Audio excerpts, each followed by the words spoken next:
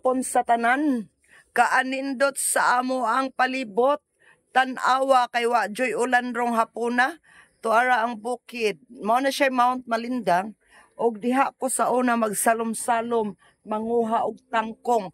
Perting basaa, abot sa ako ang kifay. Pero okay lang, kay nadagko man mi ato, kay amo mang balunon sa eskwelahan ang halin sa tangkong.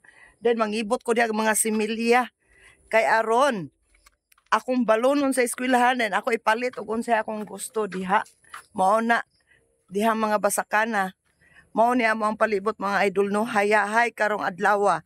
Kay wa joy ulan. Oh, kana diha. Diha ko maglangoy-langoy sa una sa ibtanan. Mugawas ko mga idol ha. Ako i-vlog ang ako ang gilangoy-langoyan sa una. Ang among irrigation sa una tinaw pa ni kayo karon dili na siya pwede maliguan. Oh. Diri ko sa una mga idol, kaning karsada ha, sa niya ni.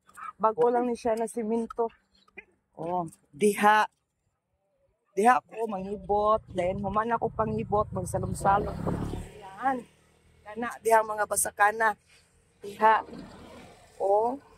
Mao ni among lugar karon kay improve naman di ay daghan kay nangaging motor. Ang mga lodi nangagi. Oh. Hi! Oh. Na. O ni mag-vlog ko kay ngano nindot ang panahon then iganahan kog tan-aw sa palibot kay green kaayo. Ya, pero man tawo dito mga idol mo ni mo karsada na semento na semento na jud. O ang ako mga ero sa kuyog-kuyog mga idol. So mao lang na ako arang giflex ninyo nga amo ang palibot nga maayo tan-awon karong panahon na kay walay ulan. So thank you for watching everyone. Bye-bye. Oh. Nice sa palibot.